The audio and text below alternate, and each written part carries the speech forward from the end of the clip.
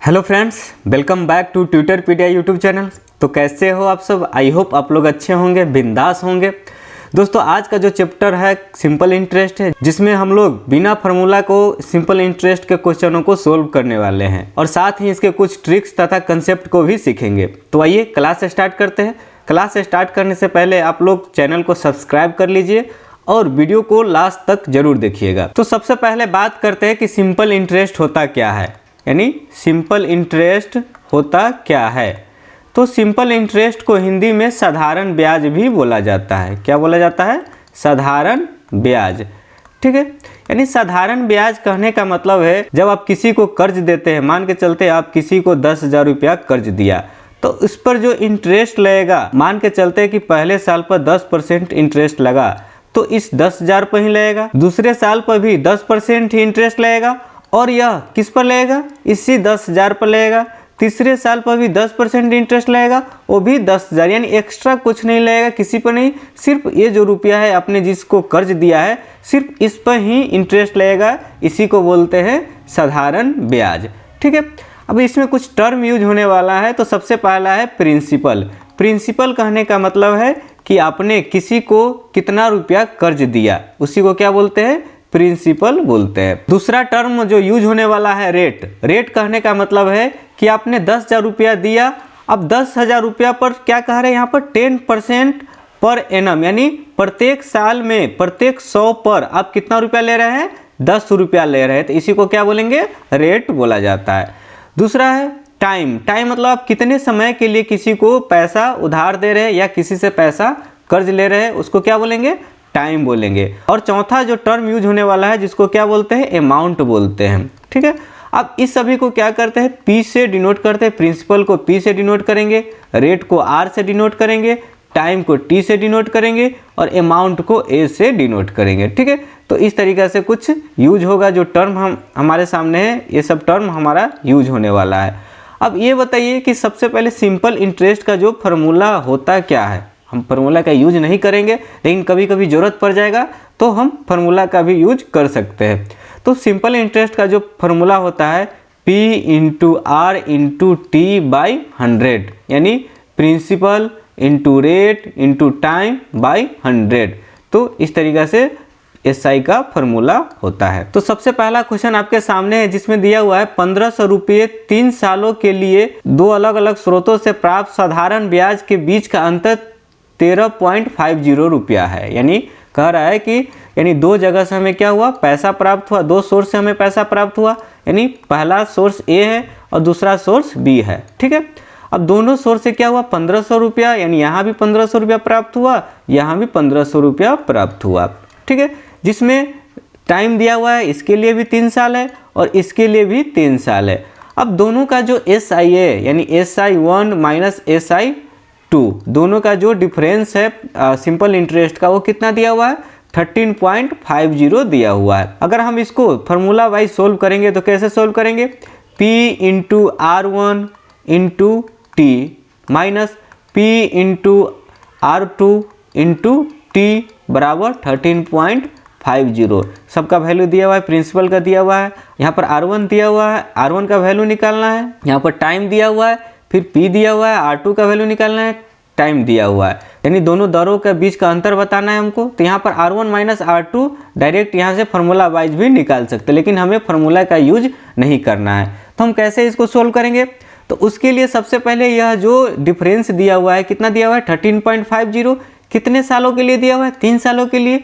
तो 3 सालों के लिए जो डिफरेंस है 13.50 है, तो एक साल का डिफरेंस कितना हो जाएगा बताइए? एक साल में जो डिफरेंस होगा 13.50 को क्या करेंगे? 3 से डिवाइड कर देंगे। कितना हो जाएगा? 3 चौका 12, 3 पच्चे 15, यानी 4.50 रुपीज़ हो गया इंटरेस्ट का डिफरेंस जो एक सालों के लिए हुआ। नेक्स्ट हमें क्या करना है, यानी यहाँ पर प्रिंसिपल कितना दिया हुआ है? 1,500 रुपया दिया हुआ है। 1,500 इंटू R1 माइनस R2, ये परसेंटेज में है, इसको परसेंटेज लिख लेते हैं, बराबर 4.50। यहाँ पर परसेंटेज है तो डायरेक्ट 100 से डिवाइड कर देते हैं। यहाँ पर ये कैंसिल आउट हो जाएगा, यानी यह 0 से 00, 15 तिहाई 45, यानी 0.3% आंसर आ जाएगा। यानी R1 माइनस R2 जो हो गया कितना हो गया 0.3%। जो ऑप्शन नंबर कौन सा है हमारा, ऑप्शन नंबर सी है जो हमारा आंसर हो जाएगा। तो इस तरीक़ा से हम बिना फार्मूला का यूज करके इसको सोल्व कर सकते हैं, मात्र एक लाइन में यह सोल्व हो जाएगा। ठीक है, चलिए अब नेक्स्ट क्वेश्चन पर बढ़ते हैं। नेक्स्ट क्वेश्चन है ए सम ऑफ रुपीज इतना अमाउंट टू रुपीज इतना, यानी 400 रुपया है जो कितना हो जा रहा है 480 रुपया हो जा रहा है। कितने सालों में, 4 सालों में, टाइम दिया हुआ है 4 सालों में। तो बताइए 400 रुपया क्या है, प्रिंसिपल है, यह है जो क्या है प्रिंसिपल है, और यह अमाउंट है। तो इंटरेस्ट क्या हो जाएगा, इंटरेस्ट जो हो जाएगा कितना हो जाएगा 480 में से 400 को घटाएंगे तो कितना हो जाएगा 80 रुपया इंटरेस्ट हो गया। तो यहाँ पर 4 सालों के लिए इंटरेस्ट कितना है 80 रुपया है। तो यहाँ पर 4 सालों के लिए इंटरेस्ट 80 रुपया है। तो बताइए 1 सालों के लिए इंटरेस्ट कितना हो जाएगा, 1 सालों के लिए इंटरेस्ट 80/4 यानी 20 रुपया हो गया। 1 साल का इंटरेस्ट 20 रुपया हो गया। अब हमसे क्या क्या दिया हुआ है, what will be it amount to rate of interest is increase by 2%, यानी रेट है जो 2% इंक्रीज कर जाता है। तो हमें यहाँ पर क्या निकालना है, रेट निकालना होगा, तब तो पता चलेगा कि 2% इंक्रीज होने के बाद कितना रेट हो जा रहा है। तो 20 रुपया जो बढ़ रहा है 1 साल में किस पर बढ़ रहा है 400 पर बढ़ रहा है। तो बताइए रेट कितना हो जाएगा, यानी 20/400 × 100। ठीक है, यानी इसको कैंसिल आउट करेंगे तो 00 से 00, 4 5 जा कितना हो जाएगा 20 हो जाएगा। तो यानी रेट हो गया जो कितना हो गया 5% हो गया। अब हमें इसमें क्या कह रहा है, जब इसमें 2% इंक्रीज करेगा तो रेट कितना हो जाएगा, रेट बराबर 7% हो जाएगा। अब हमें रेट कितना है 7% है, प्रिंसिपल कितना है 400 है। तो हमें क्या बताना है, अमाउंट बताना है। अब हमें अमाउंट के लिए क्या निकालना होगा, इंटरेस्ट निकालना होगा। तो इंटरेस्ट कैसे निकलेगा, तो 400 पर 7% कितना निकलेगा, तो 7 चौक 28, यानी इंटरेस्ट जो निकला 28 रुपया निकला, 1 साल का है। तो बताइए 4 साल का कितना हो जाएगा 28 × 4 यानी 8 चौक 32 के 2 हासिल 3 4 दूना 8 3 11, यानी 112 रुपया जो हुआ क्या हुआ 4 सालों का इंटरेस्ट हुआ। तो अमाउंट का फॉर्मूला क्या होता है, प्रिंसिपल प्लस इंटरेस्ट, यानी प्रिंसिपल कितना है 400 है प्लस 112 यानी 512 है जो हमारा आंसर हो जाएगा। तो ऑप्शन नंबर सी है जो हमारा आंसर है। तो हम यहाँ पर क्या निकाले थे, तो सबसे पहले दिया हुआ था कि 400 रुपया है जो 480 रुपया हो जाता है। तो यहाँ से हम क्या किए, इंटरेस्ट निकाले, दोनों का डिफरेंस निकाल करके, तो 80 रुपया निकला जो 4 सालों का है। तो 1 साल का कितना हो जाएगा 20 रुपया हो जाएगा। यह तो इंटरेस्ट निकला। अब रेट कैसे निकलेगा, तो रेट के लिए क्या करना होगा 20 यानी 20 रुपया का रेट निकालना है। तो 20 बटे टोटल रुपया कितना था हमारा, प्रिंसिपल कितना था 400 है, तो 400 से यहाँ डिवाइड कर दिए, और परसेंटेज निकालना था तो 100 से मल्टीप्लाई कर देना है। तो 5% निकला। और 5% के बाद क्या होता है कि 2% ऐड हो जाता है तो 7% हो गया। यानी पहले 5% का 400 का 480 रुपया हो जा रहा था, अब हमें 7% का बताना है कि 400 का कितना हो जाएगा। तो हम यहाँ पर निकाले इंटरेस्ट, तो क्या हो जाएगा 400 का 7% 28 रुपया हुआ जो 1 सालों के लिए हुआ। तो 4 सालों के लिए कितना हो जाएगा 112 हो जाएगा। तो अमाउंट का फॉर्मूला क्या, यह 112 क्या हो गया इंटरेस्ट हो गया। अब अमाउंट का फॉर्मूला बताइए क्या होता है, प्रिंसिपल प्लस इंटरेस्ट। तो 400 प्लस 112 कितना हो जाएगा 112 हो जाएगा। तो इस तरीका से हम बिना फार्मूला का यूज किए हुए भी किसी भी सिंपल इंटरेस्ट को क्वेश्चन को सोल्व कर सकते हैं। तो नेक्स्ट क्वेश्चन आपके सामने है जिसमें क्या दिया हुआ है, a man took a loan from a bank at the rate 12% per annum at the simple interest. यानी यहाँ पर दिया हुआ है रेट दिया हुआ है 12% दिया हुआ है, टाइम दिया हुआ after 3 years he had to pay 5400 as interest. यानी यह क्या दिया हुआ है इंटरेस्ट दिया हुआ है। द प्रिंसिपल निकालना है। तो सबसे पहले क्या करना है, टोटल इंटरेस्ट बताइए। यानी यहाँ पर हमें सबसे पहले इंटरेस्ट निकालना होगा। तो इंटरेस्ट के लिए क्या दिया हुआ है, टाइम दिया हुआ इन 12%, यहाँ पर 3 सालों के लिए दिया हुआ। तो 3 सालों के लिए इंटरेस्ट कितना हो जाएगा, यानी 12 × 3 कितना हो जाएगा 36% है जो इंटरेस्ट हो गया हमारा। अब यह 36% इंटरेस्ट है जिसका वैल्यू कितना है 5400 है। तो यहाँ पर लिख देते हैं 36% का जो वैल्यू है वो कितना है 5400 रुपया है। ठीक है, तो 1% का निकालना होगा। तो डायरेक्ट हम क्या करते हैं प्रिंसिपल निकालते हैं। तो जो प्रिंसिपल होता है कभी भी ध्यान रखिए, प्रिंसिपल जो होता है हमेशा 100% होता है। ठीक है, तो हमें प्रिंसिपल निकालना है। तो प्रिंसिपल के लिए क्या करना होगा, तो यह 5400 दिख रहा है, 5400 के ऊपर डालेंगे। 5400 कितना परसेंट है, तो 36% है, तो यहाँ नीचे 36% निकाल देंगे, लिख देंगे। और हमें क्या करना है, प्रिंसिपल निकालना है, तो प्रिंसिपल जो होता है 100%, तो 100% से मल्टीप्लाई कर देंगे। परसेंटेज इसलिए नहीं लिखे क्योंकि यहाँ पर परसेंटेज लिखेंगे तो क्या हो जाएगा, दोनों कैंसिल आउट हो जाएगा, इसीलिए यहाँ पर हम परसेंटेज लिखने की यहाँ पर हमें ज़रूरत नहीं है। डायरेक्ट हम क्या कर सकते हैं, यहाँ नीचे में 36 लिख दिए, जिसका भी वैल्यू निकालना है उससे मल्टीप्लाई कर देंगे। तो हमें किसका वैल्यू निकालना था, प्रिंसिपल का, और प्रिंसिपल का जो वैल्यू है कितना है, 100% है, इसीलिए यहाँ पर 100% से मल्टीप्लाई कर दिए। अब बताइए इसको कैंसिल आउट करेंगे, कितना हो जाएगा, 18 दूना 36, 18 3 54 यानी 300। फिर इसको और कैंसिल आउट करेंगे, कितना हो जाएगा, 150 हो जाएगा। ठीक है, अब 150 में 100 से मल्टीप्लाई करेंगे, कितना हो जाएगा, 15 पर 3 0, जो हमारा ऑप्शन नंबर कौन सा है, देखिए ऑप्शन नंबर डी है जो हमारा आंसर हो जाएगा। तो इस क्वेश्चन में क्या किए, तो सबसे पहले इंटरेस्ट, टोटल इंटरेस्ट निकाले। तो कैसे निकाले, रेट कितना था, 12% था और टाइम 3 इयर्स था। जब दोनों का मल्टीप्लाई कर देंगे तो टोटल इंटरेस्ट निकलेगा परसेंटेज में, जो 36% हो गया। अब टोटल इंटरेस्ट यहाँ पर दिया हुआ था, कितना दिया हुआ था, 5400 रुपया दिया हुआ था, तो 36% का वैल्यू कितना हो जाएगा, 5400 रुपया हो जाएगा। अब हमें प्रिंसिपल निकालना है, तो प्रिंसिपल का जो वैल्यू होता है 100% होता है, तो 100% का वैल्यू निकालने के लिए क्या करेंगे, 5400/36 × 100 से मल्टीप्लाई कर देंगे। जब इसको कट कुट करेंगे तो 15,000 आंसर आ जाएगा, जो हमारा प्रिंसिपल है। ठीक है, चलिए नेक्स्ट क्वेश्चन की तरफ बढ़ते हैं। नेक्स्ट क्वेश्चन क्या है, Mohan lent some amount of money 9% simple interest and equal amount of money 10%, यानी दो जगह से पैसा लिया, यानी पहला ए दूसरा बी। जो पहला का जो रेट है 9% है और दूसरा का जो रेट है 10% है। ठीक है, interest for each for 2 years, प्रत्येक का जो समय है 2 साल है, यानी दोनों का समय कितना है, 2 साल है। ठीक है, अब क्या दिया हुआ है, the total interest was 760, what amount was lent to each case. Total जो इंटरेस्ट है कितना है, 760 रुपया है, और हमसे पूछ रहा है व्हाट अमाउंट, यहाँ पर नहीं पूछ रहा है, अमाउंट लिखा हुआ था, अमाउंट पहले पूरा स्टेटमेंट पढ़िए, क्या लिखा हुआ है, कितनी राशि उधार थी, मतलब प्रिंसिपल हमसे पूछ रहा है कि प्रिंसिपल क्या होगा। ठीक है, तो उसके लिए सबसे पहले क्या करना होगा, टोटल इंटरेस्ट यहाँ पर बताइए कितना हो जाएगा, 18%। जब दोनों को मल्टीप्लाई करेंगे कितना हो जाएगा, 18%।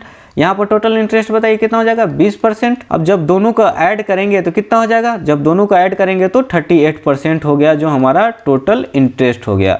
और टोटल इंटरेस्ट कितना दिया हुआ है, 760 रुपया दिया हुआ है, यानी 38% का वैल्यू कितना है, 760 रुपया है। हमसे प्रिंसिपल पूछ रहा है, तो 760 रुपया है, जो किसका वैल्यू है, 38% का वैल्यू है। अब हमें 100% पूछ रहा है, 100% का मतलब क्या हुआ, प्रिंसिपल हुआ, तो 100 से मल्टीप्लाई कर देंगे। तो 38 दूना 76, यानी 20 से कैंसिल आउट हो गया, यानी 2000 रुपया जो हुआ, क्या हुआ, प्रिंसिपल हो गया, जो ऑप्शन नंबर डी है। तो है ना, एक लाइन में क्या फॉर्मूला लिखने की जरूरत है, डायरेक्ट हम एक लाइन में इसको सोल्व कर सकते हैं। नेक्स्ट क्वेश्चन है, if the annual rate of simple interest increase 10 to 12 whole 1/2%, यानी यहाँ पर क्या हो रहा है कि 10% पहले था, अब उसके बाद बढ़ करके कितना हो गया, 12.5% इंटरेस्ट हो जाता है।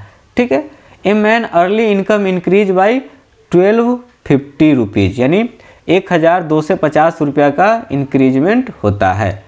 ठीक है, तो यहाँ पर इंक्रीज कितना हो रहा है, 2 होल 1/2, यानी 2.5% का इंक्रीज हो रहा है, और 2.5% का जो वैल्यू दिया हुआ है, कितना दिया हुआ है, तो 1250 रुपया दिया हुआ है। तो प्रिंसिपल पूछ रहा है, फिर से यहाँ पर प्रिंसिपल पूछ रहा है, तो प्रिंसिपल के लिए क्या करेंगे हम, यानी 1250 है, जो किसका वैल्यू है, 2.5% का। अब हमें किसका वैल्यू पूछ रहा है, 100% का वैल्यू पूछ रहा है, तो 100 से मल्टीप्लाई कर देंगे, तो ये कैंसिल आउट हो जाएगा, तो कितना हो जाएगा, 1 0 से मल्टीप्लाई हो जाएगा, 25 पंचे 125, यानी 50 बार में कैंसिल आउट होगा, तो 5 पर 4 ठो 0, यानी 1 2 3 4, यानी 50,000 होगा, जो हमारा आंसर आ गया। तो 50,000 कहाँ है, ऑप्शन नंबर ए है, जो हमारा आंसर है। ठीक है, तो डायरेक्ट हम इस तरीके से सोल्व कर सकते हैं। नेक्स्ट क्वेश्चन है, यदि एक निश्चित राशि 15 महीने के लिए 7.5% प्रति वर्ष के दर से साधारण ब्याज उसी राशि पर 12.5% प्रति वर्ष के दर से 8 महीनों के लिए ब्याज 32.5 रुपया अधिक है। यानी कहने का मतलब है कि प्रिंसिपल है जो दोनों के लिए सेम है।